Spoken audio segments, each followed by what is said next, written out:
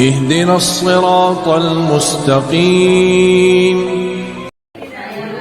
Assalamualaikum warahmatullahi wabarakatuh.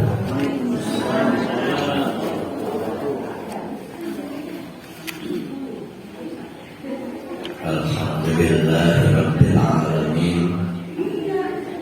Nahmaduhu wa nasta'inuhu wa nastaghfiruh. Wa na'udzu billahi min syururi anfusina wa min sayyiati a'malina. May yahdihillahu fala mudilla lahu wa may yudlilhu fala hadiya lahu. Asyhadu an la ilaha illallah wa asyhadu anna Muhammadan abduhu wa rasuluhu la nabiyya ba'dahu. Insyaallah kita memasuki surah baru, yaitu surah Al-Hijr. Ini nama desa. Jadi Al-Hijr ini nama desa atau nama suatu tempat, kawasan, yaitu Madainus Sholeh, yang menjadi daerah kerja Nabi Sholeh. Jadi daerah kerja Nabi Sholeh. Kaumnya kaum apa itu saya lupa. Kaum Ad ya, kaum Samud.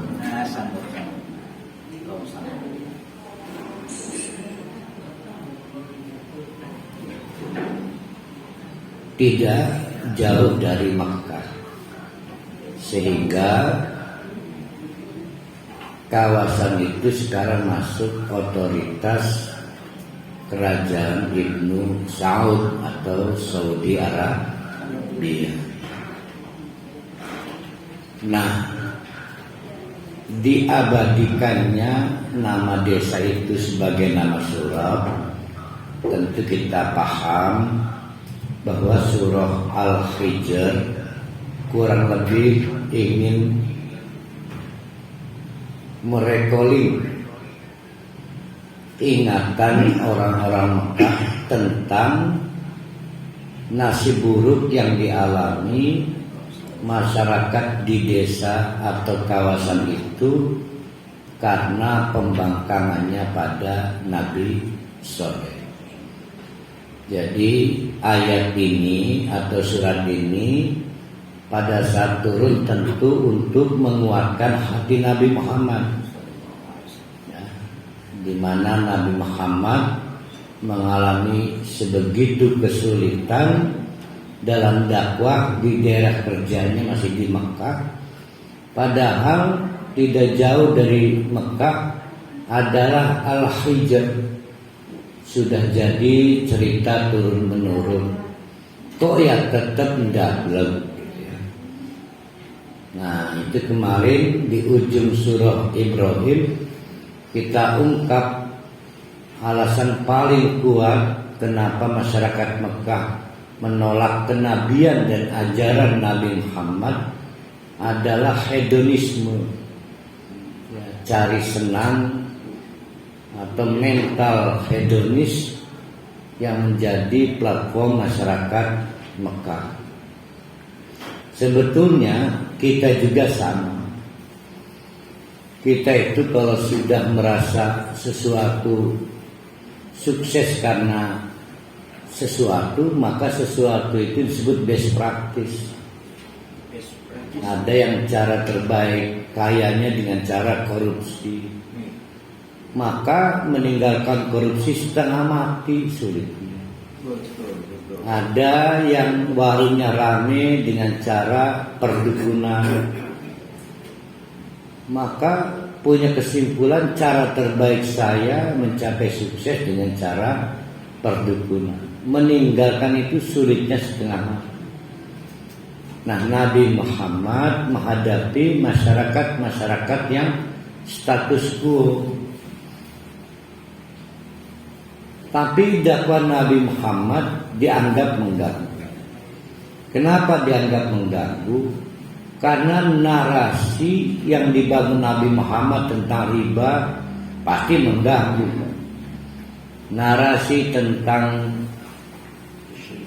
patung itu tidak benar untuk disembah juga mengganggu. Jadi memang status quo itu bisa pasif, bisa aktif. Kalau pasif sebetulnya sederhana, masing-masing bisa. Kita masing-masing aja. Kamu nggak suka ya silahkan. Tapi ada juga yang aktif. Nah, ini yang jadi masalah. Orang-orang Mekah ini status quo tapi juga aktif, sehingga menganggap yang tidak sama itu bukan hanya oposisi tapi juga musuh dan dikampanyekan sebagai musuh bersama. Nah, dakwah Nabi Muhammad SAW ada di tengah-tengah peta seperti itu. Tinggal direnungkan oleh bapak-bapak, ibu-ibu, tingkat kemiripan kita sekarang berapa persen? Tantangan dakwahnya ya. Tantangan dakwah yang dihadapi masyarakat kita di Indonesia sudah seberapa persen dengan yang dihadapi Nabi Muhammad pada waktu di Mekah. Lalu timbul pertanyaan kedua, sudah berapa persen kita mengikuti manhaj Rasulullah? Kalau memang kita merasa prihatin dengan apa yang terjadi di Indonesia, kita buat deret hitungnya. 40% mirip, 50% mirip. Nah, sudah seberapa persen kita mengikuti manhaj Rasulullah? Nah, manfaat praktis kajian surat-surat Ibrahim dan Al-Hijr sebenarnya ke sana. Yang pasti Nabi Muhammad itu memperkuat fondasi tauhid. Obatnya tidak ada penggantinya kecuali tauhid. Yang kedua, mengembangkan pemahaman terbaik pada Al-Quran. Nah, surat Al-Hijr akan dimulai dengan penegasan mengenai Al-Quran. Kita lihat Alif Lam Ra, sama dengan surah Ibrahim, yaitu dimulai dengan susunan huruf tapi bukan kata. Jadi susunan huruf tapi bukan kata, sehingga tidak bisa dibaca untuk mencapai arti. Sama lah dengan kita DPR. Nah, itu singkatan kan. Apa artinya DPR? Gak ada artinya.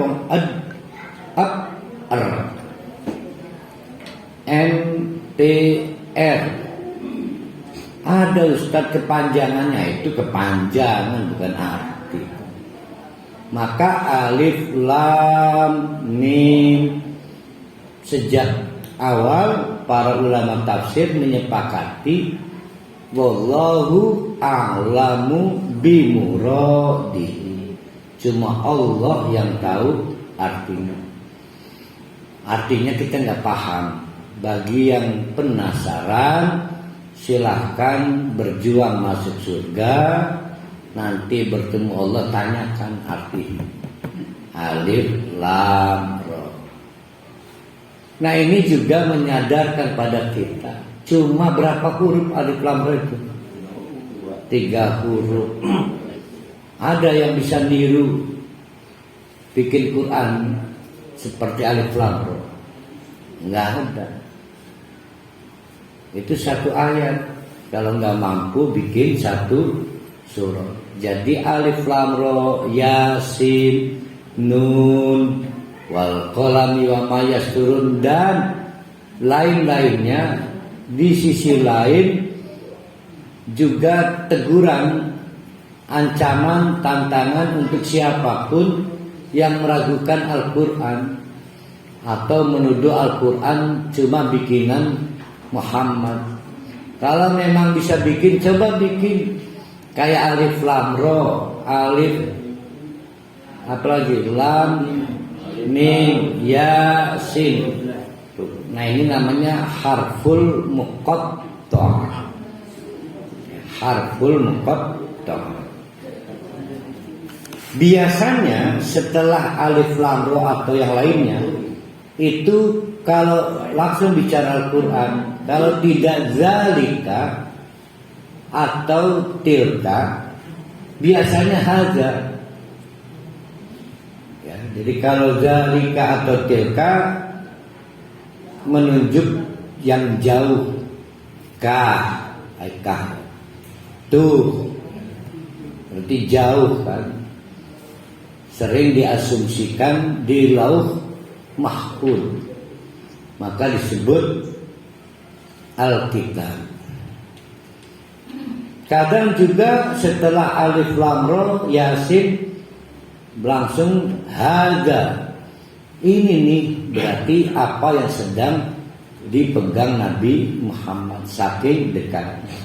Nah ini dimulai dari tilka, berarti sesuatu yang jauh di lauh mahfuz.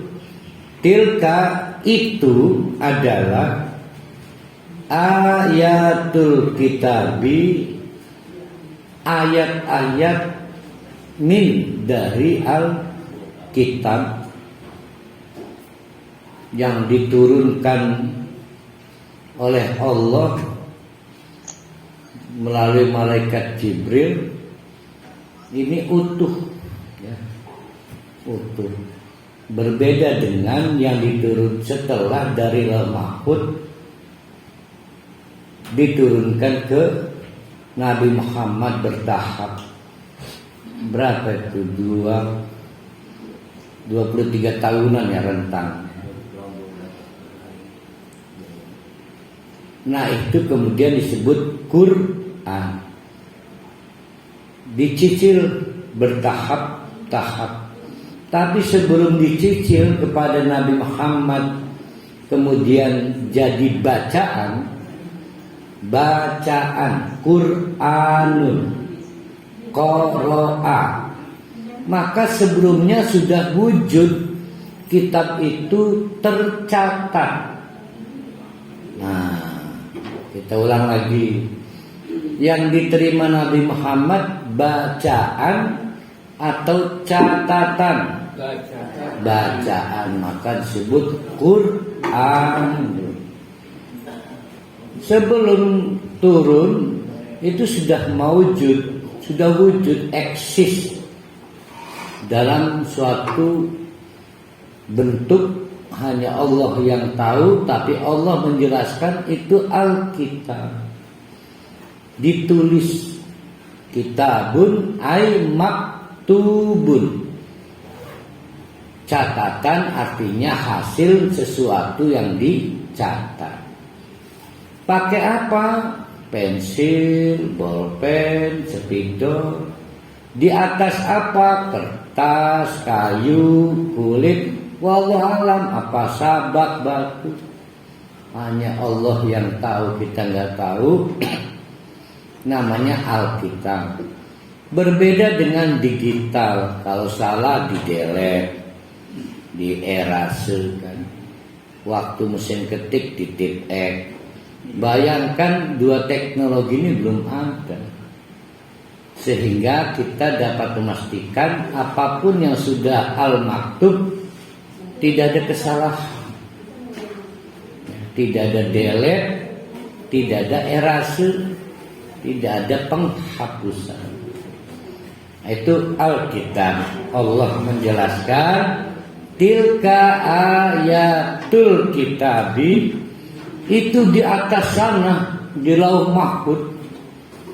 Itu kalau bapak-bapak ibu-ibu jatuhkan benda dan kena hukum gravitasi, berarti jatuh ke bawah, tepat rigele itu di Baitullah yang di bawah, yang kita sebut Al-Ka'bah. Jadi di bawah ada Baitullah, di atas ada namanya Baitul Ma'mur. Saking berharganya Alkitab, belum diciptakan manusia ini. Ya. Belum diciptakan manusia, tapi Alkitab sudah eksis. Bahaya dulu jin-jin nakal, jin-jin nakal dulu suka traveling ke situ, nguping aja dia, mencuri rahasia-rahasia. Maka khusus kawasan Baitul Ma'mur itu dikerahkan oleh Allah 50.000 malaikat one day setiap harinya untuk patroli menjaga itu Alkitab. Kita nyebutnya tawaf. Setiap malaikat yang sudah dapat tugas giliran patroli, maka tidak ditugaskan lagi. Kita bayangkan berarti setiap hari populasi malaikat itu 50.000 tiap hari. Nah, Pak Haji Rusdi bikin anak berapa? Sedikit kan? Saya 9 bulan. Yakin saya lebih banyak malaikat di ruangan ini daripada kita yang hadir. Kalau kita bayangkan, kita ini pasti ada di kanan malaikat, di kiri malaikat. Selalu kita sebut 2 malaikat. Mungkin yang benar 2 tugas malaikat. Ada yang bertugas di sebelah kanan, ada yang di sebelah kiri. Di kanan entah berapa, seperti Pak Rusdi kebanyakan amal soleh, lebih banyak malaikat di sebelah kanan mengawasi, ya, khawatir ada amal soleh luput. Jadi setiap pada diri kita, menyertai kita entah berapa banyak malaikat. Banyak malaikat. Untung kita nggak lihat dan tidak akan mampu bisa melihat malaikat. Sebab nanti susah. Ya. Mau takbir aja susah, takut salah. Mau makan susah, mau urusan pribadi susah. Untung aja lah, alhamdulillah. Maka jangan coba-coba halu punya keinginan bisa melihat jin, dan nggak enak. Ya, jadi sudah sayang Allah itu pada kita, tidak bisa melihat malaikat. Yang paling ngeri pas malaikat pencabut nyawa datang, kita bisa lihat Allah Akbar. Bisa keliling alun-alun Pandeglang, saya lari-larinya. Jadi alhamdulillah Allah sayang pada kita. Jadi ditegaskan oleh Allah, la yamassuhu illal mutahharun. Malaikat yang mendapatkan surat tugas menjaga Alkitab di Baitul Ma'mur adalah malaikat khusus yang lulus kompetensi kesucian, maka disebut al-mutahharun. Selain yang tidak lulus nggak bisa mengakses, apalagi jin. Maka Allah menegaskan la yamassuhu illal mutahharun. Dipakai. Katanya kalau nggak wudu nggak boleh nyentuh mushaf. Padahal ayatnya begitu. La yamassuhu illal mutahharun. Itu adalah penegasan Allah tentang kedudukan Alkitab. Selain ayat, Allah juga menegaskan wa Qur'anin mubinin, dan juga ayat-ayat Quran yang mubin. Berarti ada 2 barang kan? Ada 2 objek. Objek pertama Alkitab, objek kedua Qur'anin mubin, yaitu sesuatu dari Alkitab setelah diturunkan sebanyak 6.666 ayat. Pada waktu ayat ini diturunkan ya belum 6.000, tapi sudah disebut Quran. Kok bisa? Karena Quran itu bukan mushaf. Bahkan para ahli menyebut Yasin itu Quran. Walaupun baru coba bisa menyebut waladhdallin nun, itu Quran. Jadi satu ayat sekalipun sudah Quran. Bahkan satu harap dinilai pahalanya 10 itu sudah Quran. Kalau kita membacanya memang bagian dari Quran. Nah, Quran disebut Quran semenjak Nabi Muhammad menerima Iqra 5 ayat. Itu sudah Quran. Adapun sampai Haji Wada kemudian sempurna 6.660 ayat, 66 ayat, itu maksudnya mushaf utuh. Tapi berapapun ayat itu sudah disebut Quran. Bacaan Nabi Muhammad tidak menulis. Kemudian malaikat pada waktu mendelivery mengajarkan juga tidak imla. Dulu kan saya ini alumni madrasah Subang. Ustadz 4 ngimla, Ustadz 4 tuh Ojan Tengah ya. Ya saya manggil Ustadz 4 padahal dulu Fatimah ya. Ustadz 4 ngedikte imla, maka saya nulis tuh. Paling ganteng Ustadz Mu'min. Sumur ganteng. Saya paling bersyukur menyelesaikan Suban masih jadi Suban. Sekarang nggak tahu Suban yang mana. Dengan ustadz terbaik. Ada Ustadz 4, Ustadz Fauzi, Ustadz Samsul. Ustadz Samsul itu yang ngajar saya di Rumia itu. Ustadz Zainal. Yang paling muda pada waktu itu Ustadz Fauzi. Ustadz Fauzi itu guru Sanawiyah ya. Sanawiyah 1 Aliyah ya. Alhamdulillah sampai lulus. Wa Qur'anin fu'lanin. Perhatikan belakangnya ada anun, syaitonun, gufronun. Apalagi yang anun? Hah? Ainun ma habibi. Ayo pemeran Ainun siapa? BCL ke CBL. BCL. Pemeran Habibi. Reza. Alhamdulillah pintar. Qur'an bacaan. Kalau di belakangnya ditambahi anun artinya excellent. Maka menjadi bacaan yang nggak tahu cara menggambarkannya apa, istimewa.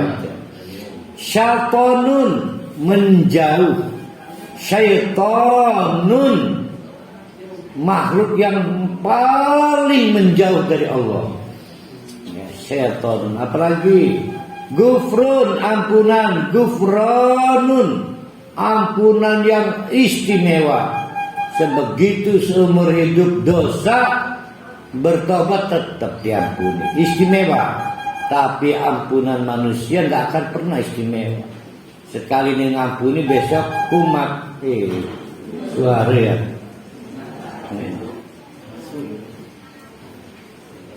Baru halikin kan dengar yang terlambat.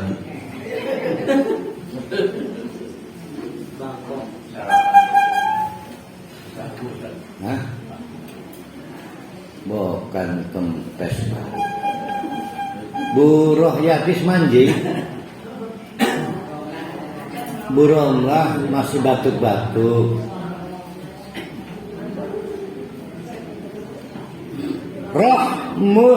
Sedangkan ampunan manusia tidak akan istimewa. Sekali ini kita bisa mengampuni, besok kamu yang kita ampuni. Kamu mah gimana sih? Masih untung bisa ampuni, saya nggak bisa ngampuni lagi. Maka tidak pernah kita ghufranu. Nah, Qur'anun, bacaan yang istimewa. Kalau mau kita itu sungguh-sungguh lebih cepat menghafal Al-Quran daripada menghafal hadis. Ya, sok ya. Tulus ikhlas menghafal Quran cepat. Lebih cepat menghafal Quran daripada lirik lagu-lagu wajib pelajaran SD itu. Cepatan menghafal Quran. Dan uniknya, anak kecil nggak lebih cepat daripada orang dewasa. Nah, selama ini kan ada nggak tahu siapa yang ngajarin kapannya. Mumpung kecil aja ngapal Quran, nggak ada. Sama aja usia Rusdi dan anak kecil akan sama. Karena pendekatan menghafal Al-Quran tidak matematis, tidak atomis, tidak saintifik, itu kuasa Allah. Allah yang menanamkan, nanti ada di sini. Kalau nggak salah di ayat ini ditegaskan, itu urusan saya menginjeksi Al-Quran, baik secara hafalan maupun pengertian pemahaman. Saya ini sejujurnya hobi saya di hadis dan konsentrasi saya di hadis. Kesenangan dan kebanggaan saya di hadis. Hanya karena almarhum mengharapkan saya ngajar ini, saya kurang mampu sebenarnya Al-Quran. Tapi pelan-pelan dibikin mampu oleh Allah. Padahal bukan kemampuan terbaik saya Quran. Enakan Al-Quran. Jadi Al-Quran itu bacaan istimewa. Kenapa istimewa? Karena aneh, kok bisa hafal ya? Aneh. Bahkan bukan berarti jimat atau magic. Saya pernah mencoba bacaan Al-Quran untuk menyembuhkan orang, sembuh. Ya bukan bacaannya itu ya. Pokoknya saya sendiri bingung diminta untuk menyelesaikan suatu perkara, gimana caranya. Maka sebisa-bisanya saya baca Al-Fatihah, sembuh kok. Ada orang sekarang 3 bulan bingung caranya Pak. Bebisaan saya ambil air putih, saya baca Al-Fatihah, saya sembuh mati. Kalau saya ditanya, emang ada praktek Rasulullah bebisaan itu. Jadi bukan saya hebat, luar biasa Al-Quran ini. Saking saya itu lugunya gitu. Jadi yang lugu aja bisa mendaya menggunakan Al-Quran. Gimana kalau pintar? Jadi Quran plus mubin. Mubin itu artinya no debat, tanpa debat, gamblang, sehingga tidak butuh IQ tinggi untuk paham Quran. Nggak usah berlaku pakai metodologi diatur gini, nggak perlu metodologi terbaik. Semua punya akses yang sama untuk cepat paripurna paham Quran. Yang saya miliki nggak hebat-hebat amat dong, memang Quran mubin. Dan bapak ibu juga nggak bodoh-bodoh amat, hanya kurang beruntung. Jadi Quran itu mubin, gamblang. Coba beli buku kuantum, waduh buang kan? Atau memahami Quran secara teks, apalah macam-macam. Kita baca buku Fadlur Rahman, kita baca buku misalnya Ijutsu ya, yang saintik Quran itu kan pualan kan. Tapi Al-Quran itu mubin. Jadi nggak harus pintar, semua punya akses yang sama untuk bisa memahami Al-Quran. Nah ini oleh Allah kepada Nabi Muhammad ditegaskan bahwa tinggal butuh waktu orang Mekah itu bisa menerima Quran. Jadi jangan cemas saya Muhammad. Nabi Muhammad itu dipersoalkan kenabiannya dan dipersoalkan apa yang disampaikan, yaitu Iqra bismi rabbika dan yang lainnya. Sehingga perhatikan ayat 2-nya. Ayat 2 apa ayat 3? Ayat 2. Rubbama.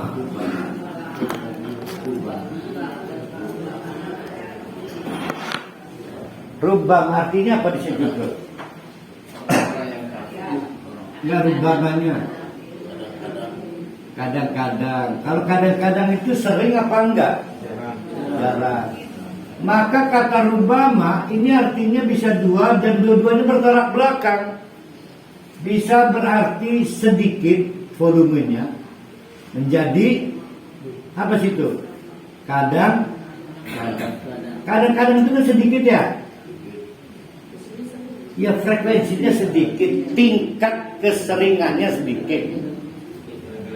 Bisa juga artinya banyak. Kalau sedikit kadang-kadang, kalau banyak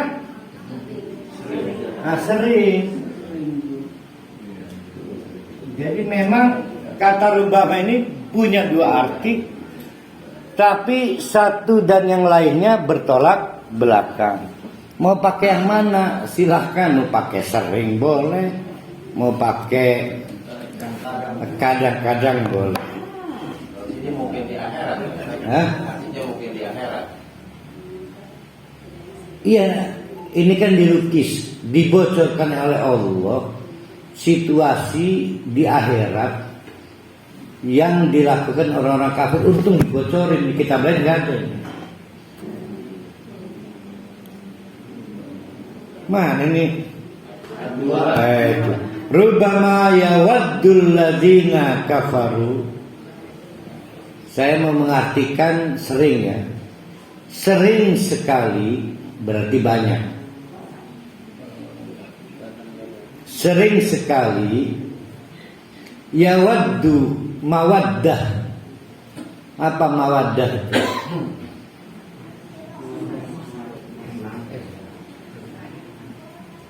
Nemen, cinta nemen, berkeinginan, yes, ambisius, ngotot, yawaddu, ngotot banget. Seperti ngototnya pengen kawin karena cinta, maka disebut mawaddah. Kenapa kamu senang ke dia? Oh, cumuri buangir. Nah, itu namanya mawaddah. Kalau rahmah, akhlaknya itu baik, itu rahmah. Kalau mawaddah itu hal-hal yang sifatnya fisikal, sehingga bucin. Nggak ada orang bucin karena akhlak, nggak ada. Orang bucin itu karena hal-hal yang sifatnya fisikal. Nggak ada yang alisnya kayak dia, saya nggak bisa melupakan dia. Kenapa alisnya letter S? Padahal digambar itu.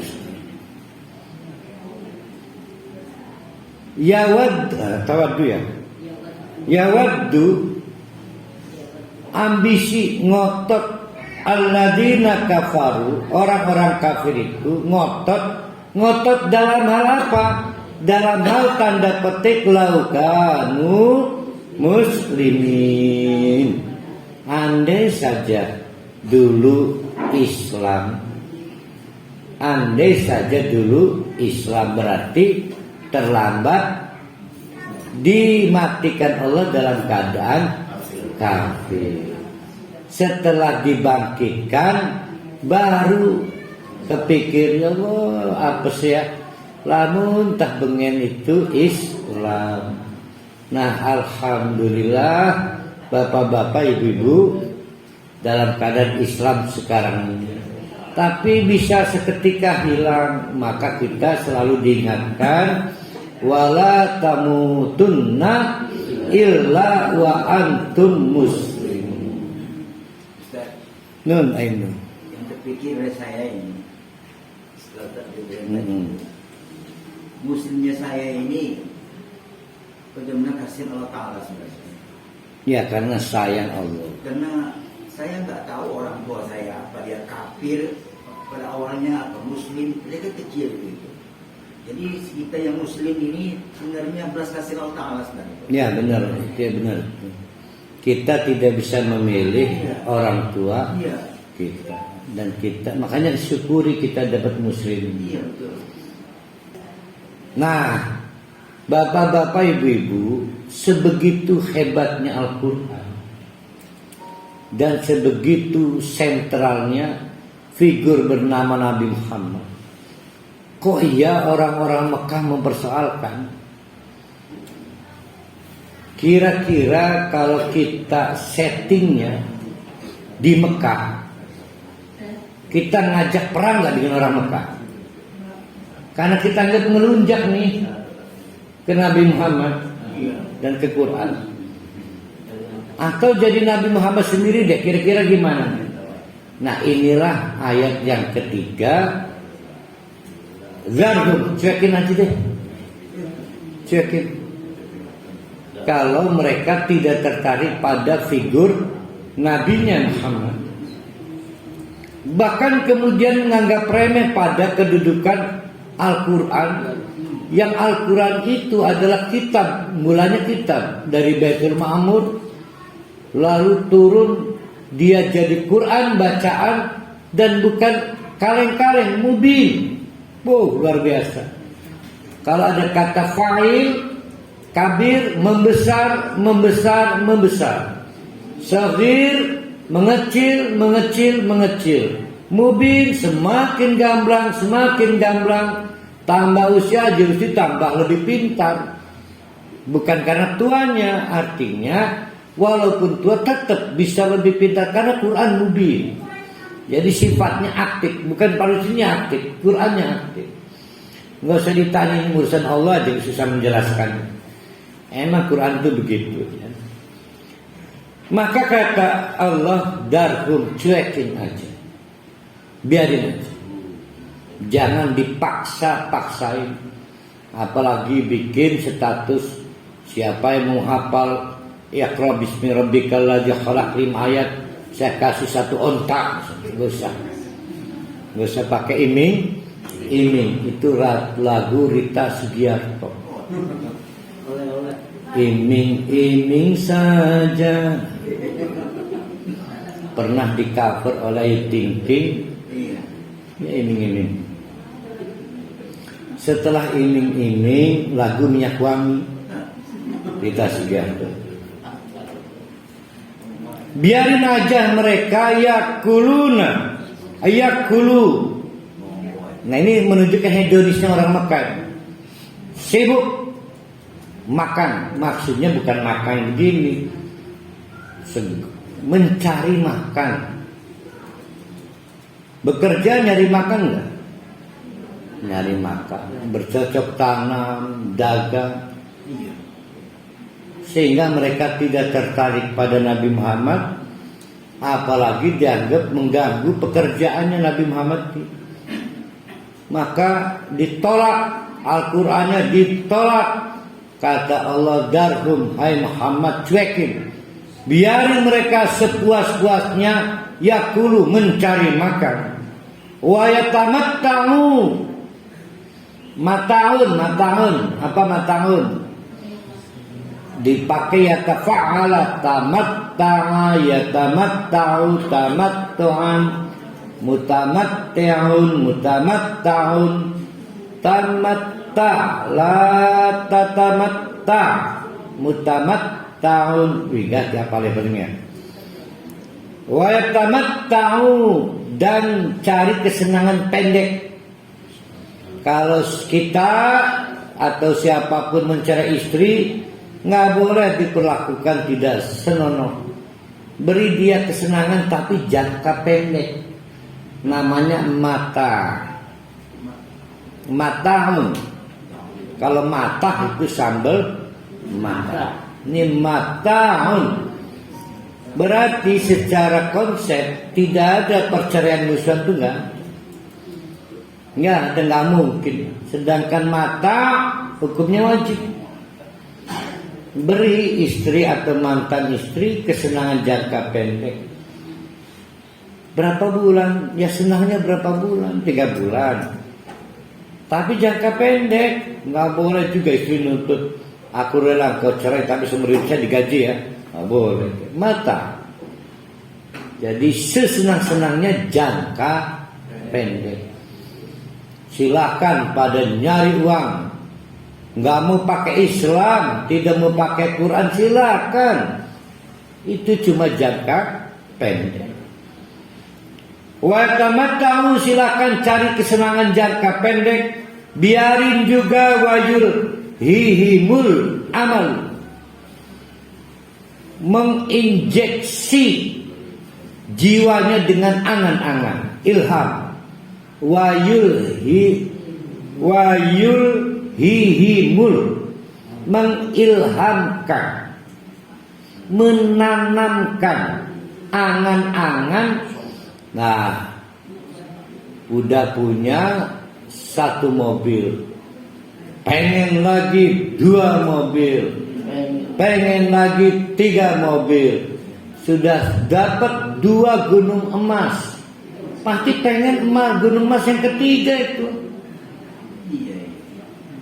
Dan anehnya pakai sholat dan bersolawat, berdoa siang malam. Maka saya tegaskan, ketika kita berdoa minta gunung emas yang ketiga, pakai sholat tahajud sekalipun dengan berlinang air mata, meyakini tidak ada maha pemberi rezeki kecuali Allah, tetap yang kita minta keserakahan kita. Emang habis 2 gunung emas? Kan nggak akan habis, masih minta lagi. Wah, itu pintar setan itu. Maka kepada pemilik 2 gunung emas itu, fulan, kamu minta lagi. Ya khusyuk sholat tahajudnya. Pastikan pakaian kamu bersih. Pastikan mandi junub dulu. Wah, itu kan islami banget itu. Besok pagi jadilah orang pertama yang keliling mencari orang miskin. Oh, hati kita tersanjung. Nakal setan itu. Padahal sedang menggiring kita, meracuni jiwa kita. Kita minta keserakahan kita, ya, bukan minta kebutuhan kita. Mau buat apa? Udah punya uang banyak begitu, masih ngerengek minta rezeki. Ustaz, yang Ustaz sebut sebentar ini, saya sangat terheran-heran juga Ustaz. Kepada? Andai kata tentang korupsi Ustaz. Oh, korupsi. Sampai triliunan dia korupsi Ustaz. Itu apa uang itu? Iya, saya juga belum paham itu. Iya, angan-angan bahwa dia hidup 1000 tahun lamanya. Nah, itu lagu Pongki. Itu ingat juga saya lagu Sebujur Bangkai Ustaz. Sebujur Bangkai malah lagu ini. Merah. Susah Haji aliran Bang Haji lah. Dan alirannya Kang Garita Sugiarto. Keluar lagi habis. Sebujur Bangkai merah. Langsung muncul. Iya muncul Ustaz. Astagfirullah. Kalau saya nyanyikan mungkin bapak-bapak lari semuanya. Karena suara saya buruk Ustaz. Tapi betul itu, saya punya pengalaman nyata ya. Kebetulan tahun pertama aja kendor. Ada investor datang, aksesnya lewat saya, mau membebaskan suatu tanah di Curug. Investasi rencana investasi waktu itu 32 miliar misalnya. Yang saya kaget umurnya 80. Jalan juga tertatih-tatih. Saya dalam hati, ya begini. Untung orang kafir itu untung. Jadi nggak saya tangis gitu. Dan kebetulan keturunan Tionghoa. Jadi walaupun 80 sehat lah. Sesehat-sehatnya 80 jalannya tertatih-tatih. Turun dari mobil apa yang dipakai Pak Sambo itu? Mobil fire. Bukan yang Lexus. satunya Lexus tuh yang budinya babeng apa? Land Cruiser. Kan dhuwur kok, tinggi. Sehingga kesulitan itu. Kaget pikir saya bicara 32 miliar itu umur 45, 50. Lah wong tuh mekene ngajak mangan ini kan dia kita. Kecar dikasih makan, saya kan jalur investasi saya. Alhamdulillah nggak jadi. Nah itu bagus Pak Juri, terima kasih. Coba pikirkan sudah tua masih ngitung deposit. Nah itu karena diilhamkan amal, ada amalun, ada amalun. Amalun itu angan-angan. Makanya kalau maaf ya, kalau punya anak ngasih nama anak amal, hati-hati. Kalau saya sarankan jangan deh. Ya kan harusnya tuh dijaga supaya jangan amal. Karena kalau amal angan-angan. Jadi, ya kan maksud kita bukan amal kan, kan nulis lagi negatif kok. Masa koma namanya amal, koma amal kan nggak bisa sama gini. Oh itu ini jadi bunyi. Tetap kan dipanggilnya koma amal, barang dipanggil kokom gimana artinya? Amal bukan amal. Amal itu angan-angan diinjeksi. Ya Pak Jokowi juga masih bingung itu. Mau berpikir 1000 tahun lagi atau gimana. Jadi bingung. Alhamdulillah bapak-bapak Haji Rusdin sudah mulai oleh Allah dikasihani, dibebaskan dari angan-angan. Fasaufa ya'lamun, sampai tahu rasa. Fasaufa ya'lamun, biar tahu akibatnya nanti. Jadi kesimpulannya apa dari ayat 3 itu? Dari ayat 3, jangan konfrontatif dengan dalih membela Al-Quran, dengan dalih membela Nabi sekalipun. Ya. Yang diperlukan adalah agregasi, usaha-usaha yang serius berdakwah, tapi jangan konfrontatif. Begitu yang kita dakwahkan mengalami penolakan, maka kita katakan ini batas saya berdakwah. Ya, saya dilarang oleh Allah, cari-cari cara supaya kamu mau. Apalagi dengan cara menegosiasikan. Kemarin saya kajian surat pendek Ambasa di Pandeglang. Saya baru ingat itu. Kendati pun itu soal Ummi Maktum yang buta itu, tapi sebetulnya surat Abasa adalah surat mengingatkan Nabi Muhammad jangan menegosiasikan agama. Karena yang datang kan pembesar-pembesar Mekah. Nabi Muhammad berpikir siapa tahu kalau pembesarnya mau kompromi kan nggak dikriminalisasi segala, nggak boleh. Maka maaf saya kurang setuju dan nggak bener lah pengajian diiming-imingi, hadiah door prize. Tapi itu kan Ustaz metode dakwah, bingung saya. Karena tidak boleh menegosiasikan. Jadi ajaran kita ini nggak boleh dinegosiasikan, apalagi dikompromikan menjadi apa istilahnya moderasi itu apa toleransi apa gitu. Satunya toleransi. Ya kan nama payung besarnya moderasi. Sinkritisme yang dulu ada, sinkritisme. Jadi mengkolaborasikan manhaj-manhaj beragama.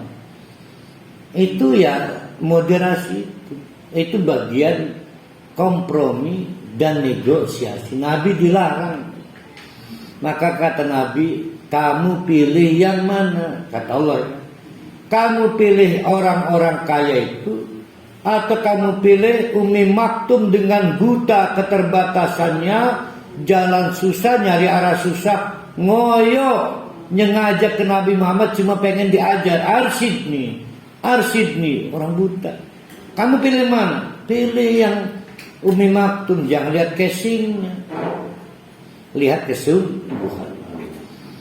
Itu juga nggak boleh. Sama dengan ini, zarhum, jangan konfrontatif, cuekin aja, cuekin ya. Berarti kalau kita galak pada siapa? Keras ya pada komunitas kita lah. Saya pada anak saya, pada istri saya. Tapi pada istri orang yang belum saya ketahui manhajnya, yang nggak boleh galak. Siapa dia? Jadi Abbas itu unik. Tapi yang unik adalah Allah tahu kejiwaan Nabi Muhammad, bahwa Nabi Muhammad itu merasa akan dapat benefit, keuntungan dengan kehadiran orang-orang pembesar Mekah. Padahal orang Mekah itu mau negosiasi, mengkompromikan, seperti kamu pengen apa, kedudukan, udah gini aja, kamu jangan utak-atik patung, jangan utak-atik riba, maka saya berikan kamu kesempatan berdakwah. Maka kata Allah, fokus pada Umi Maktum. Sama sih. Jadi yang ditolak di sisi lain, saya mengembangkan narasi di Abbas itu, tidak boleh negosiasi. Ya. Karena percobaan negosiasi sudah panjang. Hari ini menyembah patung, besok menyembah Allah, kan gitu kan? Dikompromikan kan? Itu nggak boleh. Sama dengan kita sampai sekarang. Zarhum, cuekin, jangan paksain, dan juga jangan pakai iming-iming. Wa ma ahlakna, betapa banyak sudah kami hancurkan. Siapa? Orang yang nolak Nabi dan ayat suci. Kita berhenti di sini dulu. Sudah berapa banyak umat diazab Allah karena menolak Nabi dan menolak ayat suci. Artinya apa itu? Sudah terbukti diazab. Berarti nggak perlu kita mengazab dengan cara memerangi, ngewadani, mencaci maki, karena itu otoritas Allah. Jadi batas kewajiban Bu Hajah Neneng saya adalah mendelivery. Saya tanya pada audien, paham Lur? Alhamdulillah paham. Udah berarti itu. Sampai di situ. Seren ya, dinggo oleh pahala orang dinggo yang dulu-dulu udah diajar, gitu dong. Yang dulu-dulu, kata dia itu kan dulu Ustaz, emang sih yang nanti lebih geli lagi loh ajarnya. Jadi batasnya di situ. Tapi kita ini memang kadang-kadang terlalu semangat, sampai ngebakar rumahnya kan. Dianggap kamu kan garis sempalan. Apalagi sampai melukai hati, nggak boleh. Ya, dengan bahasa-bahasa kotor, anjing, semut, kelinci, semua disebut. Wa ma ahlakna min qaryatin, betapa banyak yang sudah kami hancurkan suatu komunitas, illa walaha kitabun ma'lum, padahal sudah diberikan kitab ma'lum, populer. Ya, bukan pengetahuan khusus. Ma'lum, populer. Jangan mengeksklusifkan pengetahuan Quran.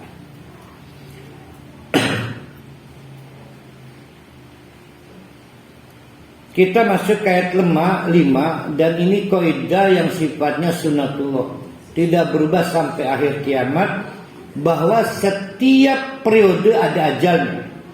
Ma tasbiqu min ummatin ajalah wa ma yastakhirun. Ma tasbiqu tidak bisa mendahului min ummatin apa yang ada pada suatu umat, apa ajalah ajal kehancurannya. Tapi juga tidak bisa diminta mengku ditunda. Wa ma yastakhirun. Hai Muhammad, don't worry, tenang. Nggak bisa dibikin cepat, tidak bisa dibikin nanti ditunda. Ada ajabnya pasti. Udah tenang aja, batas kami cuma nyampaikan. Dulur-dulur, ini ada ayat baru pengumuman. Gimana? Perlu saya ulang lagi supaya hafal? Ulang lagi. Udah paham? Alhamdulillah. Setelah ini urusan Anda dengan Allah. Tapi yang dulu-dulu udah diajak, kapan? Ada ajalnya. Buktikan deh sekarang. Saya nggak bisa mempercepat, nggak bisa juga menunda. Nah itu kurang lebih begitu ya. Wa qalu, maka direspon gaya dakwah Nabi Muhammad ini, ngeselin Nabi Muhammad ya, nggak kepancing ini. Ya ayyuhalladzi nuzila. Nah ini susunan kalimat yang ngelunjak ini. Akhirnya mereka kesel ke Nabi Muhammad karena nggak bisa mancing kan emosi Nabi Muhammad. Siapa yang dihadapi orang kafir? Yang dihadapi siapa? Muhammad. Mereka tahu kecilnya, remajanya, dewasanya. Saking gondoknya mereka nggak nyebut nama Muhammad. Ya ayyuhalladzina unzila, wong sing ngaku-ngaku oleh Quran. Nah, itu diperlihatkan oleh Allah kondisi kejiwaan orang-orang Mekah dalam rangka memancing emosi. Tidak dipanggil namanya. Kalau saya panggil, tukang roti, siapa Nurin Perhali? Oh saya tahu namanya kok. Nah ini dusun nih orang Mekah itu. Dusun lah. Ya ayyuhalladzi nuzila alaihi dzikru. Wong sing ngaku-ngaku oleh ayat Quran. Innaka lamajnun, suwe-suwe tak dalam sirkin yakin edan. Ya Allah ya. Kalau saja Nabi Muhammad nangis ini. Kenapa? Karena yang ngomong tahu siapa saya. Maka kita sering bilang, Kang, saya mah kalau orang nggak tahu nggak akan saya semarah ini. Oh dulur deh, Kang, gitu kan. Maka kita jiwanya tercabik-cabik. Ngelunjak Kang, wong lian mah maklum saya. Iki mah ya Allah pernah tak biayani. Kurang lebih begitulah yang dihadapi Nabi Muhammad bukan orang lain. Tahu ABCD-nya Nabi Muhammad, detirnya tahu, bahkan bisa membedakan ngebohong dan gak ngebohong. Ini masa begitunya sampai mereka mengatakan innaka lamajnun. Sirkin yakin edan doang mah. Kenapa disebut yakin gila? Karena tidak bisa di-stop. Datang lagi wahyu, dibilang bikinan Muhammad. Iya ya, orang Mekah juga tahu, nggak mungkin Nabi Muhammad bisa bikin. Ya. Jadi di framing butaksara lagi, diiming-imingi wadon. Padahal nguru Nabi Muhammad duduk kaisi mana dalam dia. Di framing terus sampai ditawari kamu butuh kekayaan berapa? Gimana cari kekayaan, buang istri terbaiknya jadi habiskan untuk perjuangan kok. Jadi bukan orang yang materialis Nabi Muhammad, tapi terus menerus di framing. Maka ketika ngejengkelakan sisinya kena dan sirmawan. Jadi sebetulnya yang putus asa siapa nih? Orang Mekah. Lau mata tina bil malaikat. Sirani ngaku-ngaku mani tiwas, tiwas ku apa ya? Tiwas. Yang gena kelekan apa kan? Tawas ya. Tiwas sirani ngaku-ngaku apa tiwas ini? Tambah lagi kamu ngaku yang bawa wahyu saluan namanya malaikat. Kayak apa sih malaikat itu? Lamun ge kelabine aku warnanya, lamun ge sepatu merek apa ya. Maka kata mereka, lau mata tina, andai kata kamu ngaku-ngaku yang mendatangi kami, didatangi bil malaikat, in kunta minas sadiqin, coba datangkan pada kami malaikat itu kalau kamu memang klaimnya benar. Gimana itu? Berarti ini perdebatan sudah saking jengkelnya. Sama dengan kali kita, udahlah, nggak usah kau buktiin di. Berarti sudah jengkel. Kita kan begitu. Terus kakak pegel, terus bukti ini bendi.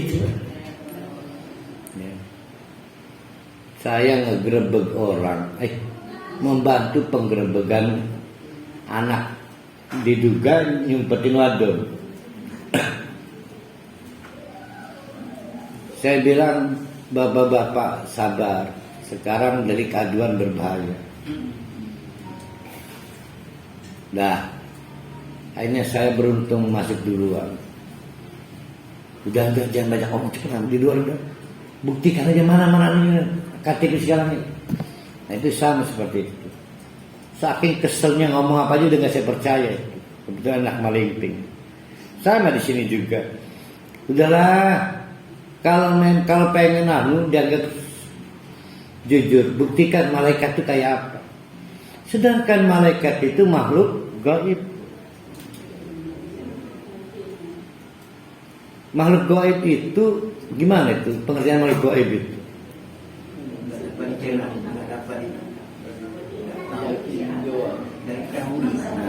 Jadi bukan malaikatnya gaib, bukan. Kita divonis tidak akan bisa melihat malaikat kitanya. Kitanya divonis, maka disebut makhluk gaib, bukan makhluknya gaib, bukan. Jadi kemampuan kita nggak bisa di-upgrade untuk bisa mengakses yang oleh Allah divonis tidak dapat diakses. Maka kepada mereka disebut makhluk gaib. Ya. Lalu gimana supaya beruntung? Ya urusan Allah itu. Maka ada yang beruntung di apa ya? Dipinjamkan jasad lain. Itu urusan Allah. Yang saya ceritakan pernah kasus orang istri di Bekasi itu suatu siang melayani suaminya, sorenya suaminya datang lagi, kan anak pemani, udah mau semrene ta. Kapan balik aja? Padahal siang itu dia melayani suami, merasa melayani suami. Itu jin. Begitu juga malaikat. Makanya jangan kosong dari zikir. Kan ibu-ibu di rumah sering ngelamun kan? Yang ngelamunin suami. Datang tamu, jinnya nakal, mirip suaminya. Ada apa Kang? Bapak baru marahin temen dulu, nggak konsen di kantor. Yuk kita dulu ya. Akhirnya hubungan badan. Yuk Kang, sebenarnya hati-hati selamat ya. Asal datang belum jam kantor pulang. Anak pemaning Kang, udah masuk gini. Sampai. Ya itu kejadian.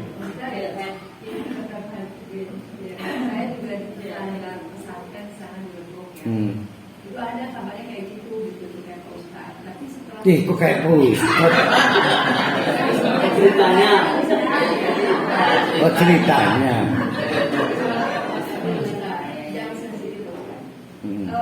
Saya mikir sekarang bahwa jin itu kan yang makhluk yang tadi itu bukan berarti gaib, ada, tapi kita tidak bisa melihat.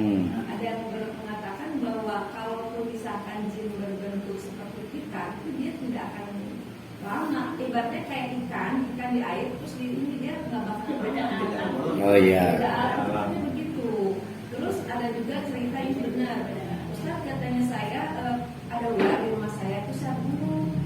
Karena takut kan, gitu. Pas dibunuh langsung yang ngebunuh itu kesurupan. Apa itu jin? Dia jin. Makanya ketika ular itu mati, ya jin itu mati. Nah makanya kalau ular sih logis juga, kalau Ustaz kan bisa aja nggak kuat. Nah, kalau manusia kan itu kan dalam melakukan hubungan itu kan tidak mungkin ada semenit itu. Itu makanya benernya Yang pasti wanita bidadari itu, wanita bidadari surga adalah makhluk yang belum pernah dilihat makhluk lainnya, jin sekalipun. Berarti saya nih sering ditonton jin, ibu-ibu tonton jin, nakal jin. Nah, Allah kadang-kadang mengizinkan jin mengganggu manusia, karena jin itu kan minta izin, mengganggu, menggoda, menyelamatkan, merugikan. Salahnya kita mau dirugikan, kosong dari zikir. Durasinya berapa jam? Ya kita nggak tahu, ada yang 5 menit, ada yang sejam, tapi nggak ada yang selamanya mendapat izin Allah untuk suatu hajat. Hajatnya apa? Nemenin ngobrol, ngobrolin 5 jam. Ya, jadi kalau durasi menurut hajat, sekali lagi yang terbatas kitanya. Kitanya menyebabkan objek lain disebut goib. Nah, orang-orang Mekah tahu soal yang kita berulang tadi, tahu. Jin itu nggak bisa dilihat. Kok sampai ngotot? Buktikan Muhammad. Saking sudah kalapnya orang Mekah menghadapi Nabi Muhammad. Itu loh ya. Bukan berarti. Maka kata Nabi Muhammad dengan bimbingan Allah, Inna mana itu? Manunazzilul malaika illa bil haq. Lah orang gekang malaikat mah turun kalau ada keperluan yang hak. Misal menurunkan wahyu. Orang bisa dikongkon hanya dikon untuk memenuhi keinginan Abu Jahal, Abu Lahab. Ya, wa makanu idan mundurin. Ya oke. Kita tunggu aja deh. Kamu nunggu siapa yang benar, saya menunggu siapa yang benar. Disitulah posisi fastabikul khairat. Ya. Oke, kita tunggu siapa yang benar. Padahal kita tahu kenapa kita menunggu, karena kita yakin kita yang benar. Inna nahnu nazzalna dzikra wa inna lahu lahafidun. Karena Al-Quran itu nggak layak diperdebatkan. Kok nggak layak diperdebatkan? Karena kami yang nurunkan Al-Quran, kami yang jaga. Jadi kalau ada orang mempersoalkan Al-Quran, jangan dilayani. Pakai forum apapun, lintas agama, seminar, semanir, macam-macam lah. Dulu Pak almarhum Saifullah Jeta kalau nyebut seminar kan semanir. Semanir. Kenapa nggak layak diperdebatkan? Kami yang menurunkan Al-Quran kata Allah, dan kami yang menjaga sehingga satu huruf pun tidak tertukar pada saat transisi dari Baitul Ma'mur ke Baitullah, dari Baitullah ke Nabi Muhammad sampai ke kita. Nah, yang tadi di atas, kenapa kok anak kecil bisa dibuat hafal, orang tua juga hafal? Itulah cara Allah menjaga Al-Quran. Ya Bu Hajar Nena.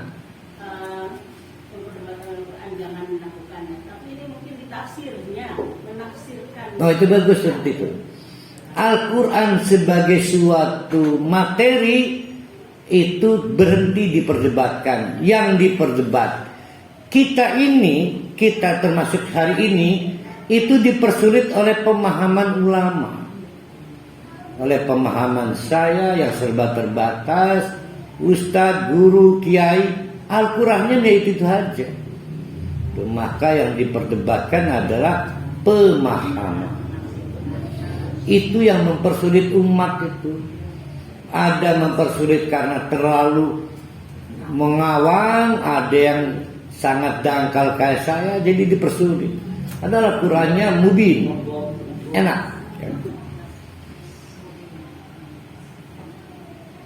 Kami yang menjaga Al-Quran, kami yang menurunkan Al-Quran, dan kami yang menjaga Al-Quran. Jangan kepancing ketika kamu diprovokasi, dan jangan memperdebatkan soal kedudukan Al-Quran. Walaqad arsalna min qablika fi syi'il awwalin. Bengen-bengen dulu-dulu telah kami sungguh-sungguh telah kami utus rasul-rasul sebelum kamu Muhammad dengan setting yang sama. Tapi ya seperti cerita kamu, dimusuhi, dipersoalkan, dikriminalisasi, diolok-olok. Fi syi'il awwalin. Syi'atun, syiah. Apa? Syi'atun, kelompok. Jadi syiah itu artinya kelompok. Nah, pluralnya, jamak taksirnya syi'un, kelompok-kelompok atau komunitas-komunitas. Kata Allah, dulu nabi-nabi sebelum kamu hai Muhammad diutus di berbagai komunitas dulu. Ternyata sama. Jadi ini bukan cerita baru, cerita lama diputarkan kembali. Wa ma yati mir rasulin illa kanu bihi yastajiun. Apa respon umat komunitas-komunitas itu setiap kali nabi itu mendapatkan wahyu? Yastajiun. Mereka istihza, mengolok-olok. Jadi kalau engkau Muhammad mengalami perlakuan begitu, bukan barang baru, nyantai aja. Nyantai aja. Darhum, cuekin aja, cuekin. Anjing berlalu, kafilah anjing menggonggong, kafilah berlalu. Cuma emang kita punya hati sih ya, gondok ya. Gimana itu? Menata hati kita nggak kepancing. Saya punya pengalaman beberapa bulan ini. Kalau nuruti hati, aduh, kualang di kepala, bisa sakit berbulan-bulan. Saya bikin sibuk, diem, zikir, dia hilang juga akhirnya.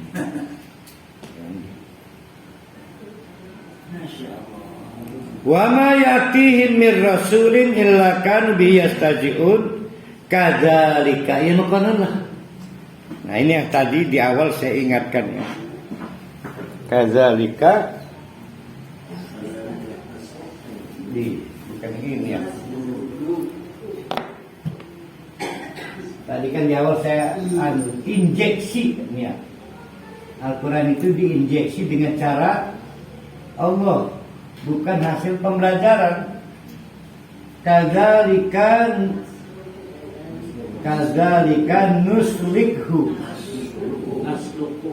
naslukuhu terus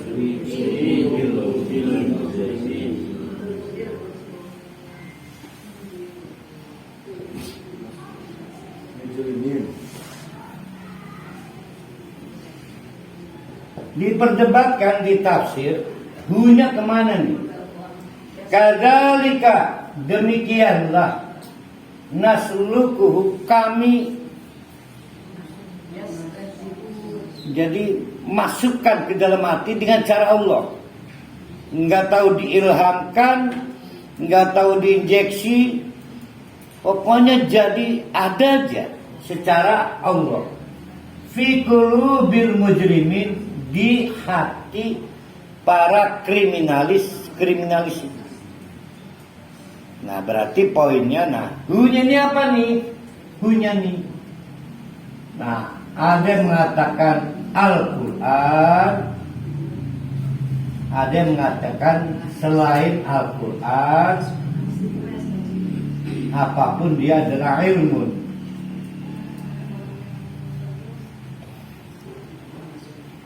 Jadi kita coba hunya itu Al-Quran. Begitu mati lalu dibangkitkan di alam kubur, dijamin bapak-bapak ibu-ibu nggak bisa ngaku mama gini, Kat, maaf Kat, saya mau baru tahu Al-Quran, dijamin nggak bisa. Tahu-tahu ngaku aja, iya saya pernah lihat Al-Quran. Bukan begitu aja. Mau belum mati sih ya, kan kemarin juga ada pertanyaannya, Ustadz gimana kalau orang mati belum pernah baca Quran? Dijamin begitu dibangkitkan dari alam kubur mengaku pernah lihat Quran dengan cara Allah. Kalau orang baru itu juga. Kita nggak tahu Allah bagaimana menginjeksi Quran, tahu. Itu disebut nas luhu. Nah tentu beda kali ya. Kalau kita kasbiyah, ini kan kasbiyah nih, ikhtiar. Jadi nasluku itu bagian dari metode ilmu laduni. Jadi tidak ada orang yang bisa mengaku nggak pernah kenal Quran. Nah kita diperkenalkan Al-Quran lewat kelahiran kita dari keluarga muslim, tapi kita sambut taufik Allah itu dengan belajar dan belajar. Orang-orang tua kita nungguin anaknya, ayo baca Quran, pegang tempat ngegebot kasur. Yang buat nganu kasur, ngebek kasur, ceprot ya. Orang tua kita sungguh-sungguh dulu itu, sampai dibawa kepada dewasa sekarang ini. Tapi ada yang nggak beruntung, yang tidak beruntung nggak bisa mengaku dia nggak kenal Quran. Karena lahir dari keluarga Islam. Tapi yang tidak Islam, kalau kata para ahli badui sekalipun, nanti dibangkitkan dari akhirat di alam kubur, akhirnya mereka nggak berdaya. Iya, saya pernah menerima Al-Quran. Nah peristiwa itu disebut nasluquhu fi qulubil mujrimin. Bahkan andai kata pun dia penjahat kakak, akhirnya nggak berdaya. Iya sih, andai kata dulu saya nerima Al-Quran. Jadi Al-Quran masuknya kapan? Sudah entah berapa tahun yang lalu di hati orang kafir, entah berapa puluh tahun yang lalu di hati para penjahat. Pokoknya percayalah, Allah dengan kemauannya menginjeksi Al-Quran ke seluruh umat manusia, ya, dengan kemauan. Nah kita akan disebut blow on aja, udah diinjeksi tidak dikembangkan, maka kita termasuk orang yang beruntung. Itulah kenapa Allah menegaskan melalui Nabi Muhammad, mayyuridillah khairan, siapa yang oleh Allah diplan itu dirancang untuk dapat khairan, yang terbaik, bukan kebaikan loh, yang terbaik. Kalau lagi kerja dengan jabatannya seperti Mbak Jaunena, maka jabatan terbaik. Selalu ciri-cirinya sederhana, yufaqihu fiddin, dibikin demen soal agama. Indikator paling mudah, mau datang ngaji. Jadi kalau ada grendes hati mau datang ngaji, percayalah itu lagi diplan oleh Allah dapat yang terbaik, bukan kebaikan, bukan yang terbaik. Berarti sebelumnya bukan terbaik. Tapi Ustaz udah 6 tahun ngaji, ya itu juga, itu yang gak syukur nikmat. Coba renungkan barang yang sama dulu dan sekarang. Sebelum ngaji barangnya sama, hampa. Setelah ngaji pasti bernilai.